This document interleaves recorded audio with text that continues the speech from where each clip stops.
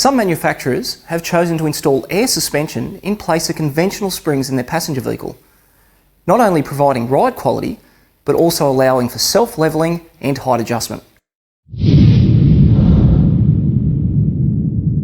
Air suspension systems can be categorised as self-levelling or active height adjusting when used in passenger vehicles. Although similar in appearance and function, they operate to achieve different outcomes.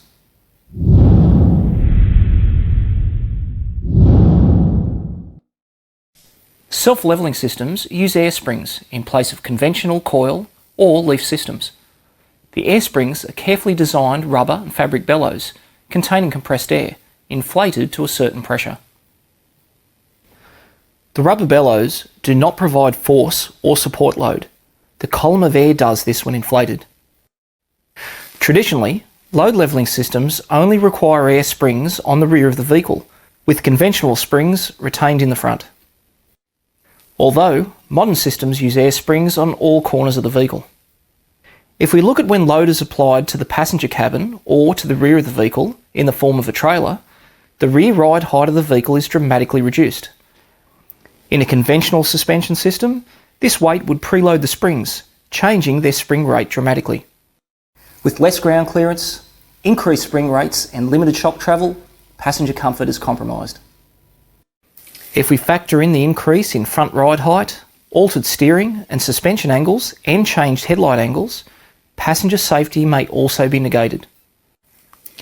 A vehicle fitted with an air-controlled load levelling system will retain its original ride height regardless of the load in the passenger compartment, maintaining a safer driving platform. How does it work? Well, in its simplest form, a load or height sensor attached between the rear axle or a movable suspension component and the vehicle body detects a change in measurement between the two components. As the linkages move, they act on a rotary position sensor. The output from this sensor is analog in form, so the signal from the sensor is always proportional to the change in vehicle height. The signal is sent to the control module where factors like vehicle speed, ignition position, and the height override switch position are taken into account. The signal is processed and the control module energises the air compressor control relay. At the same time, solenoid valves are opened, allowing compressed air into the bellows. As the air volume within the air chamber increases, the bellows expand, effectively raising the vehicle. The ride height of the vehicle is assessed by the control module using constant feedback from the position sensors. Once a predetermined height has been reached, the control module switches the compressor relay off and closes the inlet air solenoid valves. Another advantage of using air springs is that as the pressure in the bellows is altered in accordance with the load, the spring rate changes proportionally to the load.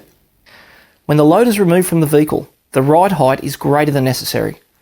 Feedback from the position sensors is processed and the control module opens the bellows vent valve solenoid. Air is exhausted from the system until the optimal ride height is achieved. Be aware when using a hoist and raising vehicles fitted with self-levelling suspension. The control module will see the increase in ride height and begin to exhaust air from the bellows. This is not a problem when the vehicle is in the air, but as it's lowered to the ground, the bellows may distort and pinch, causing irreparable damage when the compressor engages and inflates the bellows once again. Always check the vehicle operating manual before raising or lowering on a hoist. Instructions on how to bypass or simply switch the system off will generally be supplied by the OEM.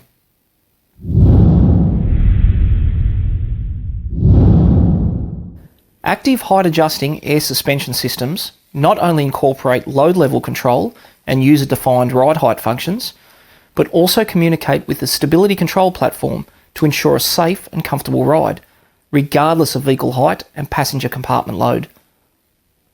Apart from a more complex control and monitoring system, this type of suspension often uses load-dependent shock absorbers to complement the air springs. Each suspension strut is allocated individual control valving and a position sensor. This means each axle may be electronically controlled with load-dependent dampening.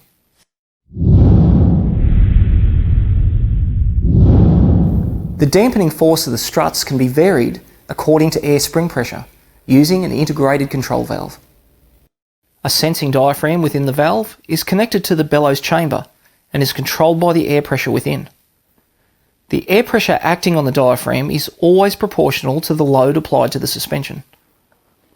The diaphragm is attached to a control valve mounted between the shock's main and reserve working chambers. On rebound, the piston is drawn upwards in the main chamber. Some of the oil flows through the rebound valve, while the remainder flows through bore holes located in the upper section of the main working chamber to the lower side of the control valve. At this point, there is a very small load in the vehicle, so the air pressure within the bellows is also relatively low. This means there is very little pressure applied to the control valve diaphragm. The return spring will therefore keep the valve open, allowing fluid flow from the main chamber directly into the reserve chamber. Allowing the majority of fluid to bypass the rebound valve effectively reduces the shock's dampening force. As the air pressure within the bellows increases, due to increased passenger or towing loads, this higher air pressure acts on the dampening control valve's pressure diaphragm. The return spring's force is overcome and the control valve is closed. Fluid is no longer able to bypass the rebound valve, thereby increasing the shock's dampening. During the shock's compression stroke, the rebound piston is pushed downwards through the main chamber, forcing fluid through the compression valve into the reserve chamber.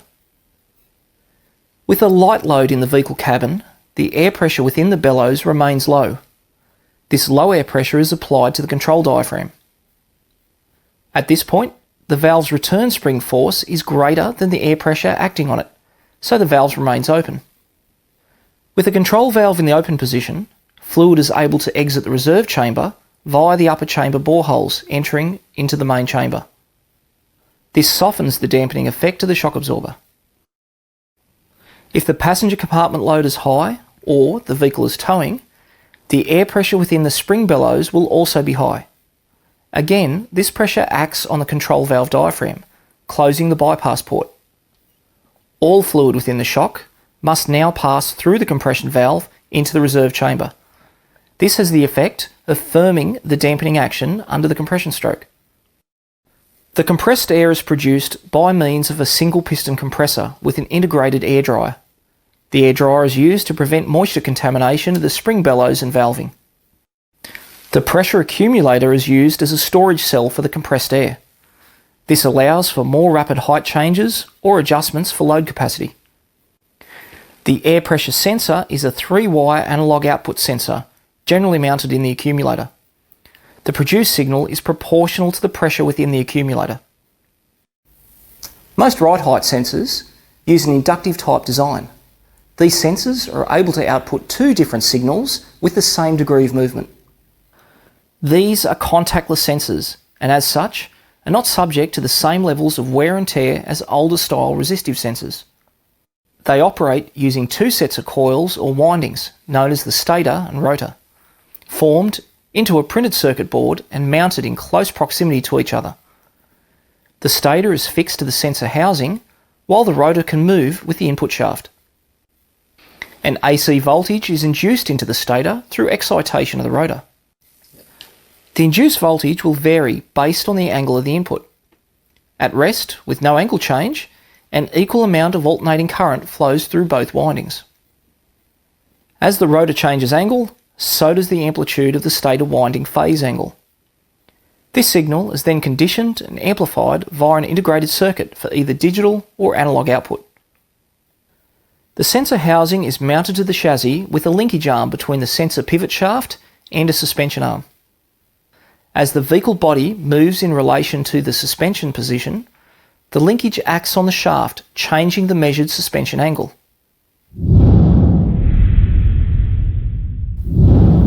In the most basic form, a self-levelling air suspension system acts to raise or lower just the rear of the vehicle, using minimal input signals. If the vehicle height sensor voltage has met a predetermined level and the ignition is on, the module energises the compressor control relay and the airbag lock-off valves. Airflow from the now running compressor is able to fill the airbags, raising the height of the vehicle to compensate for cabin load. Once the vehicle reaches a predetermined rise, it acts on the shaft, changing the measured suspension angle.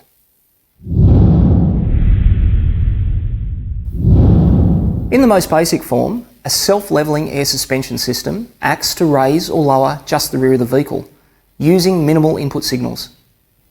If the vehicle height sensor voltage has met a predetermined level and the ignition is on, the module energises the compressor control relay and the airbag lock-off valves. Airflow from the now running compressor is able to fill the airbags, raising the height of the vehicle to compensate for cabin load. Once the vehicle reaches a predetermined ride height, as measured by the ride height sensor, the module disengages the compressor relay and closes the airbag lock-off valves, trapping a fixed quantity of air within the bellows.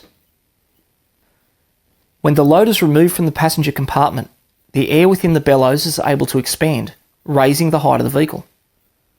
This new height is signalled to the control module, whereby the bellows lock-off and discharge valves are opened and air is exhausted to the atmosphere. The bellows deflate, allowing the vehicle height to drop. Once the unloaded height has been reached, as monitored by the load sensor, the module closes the lock-off and discharge valves.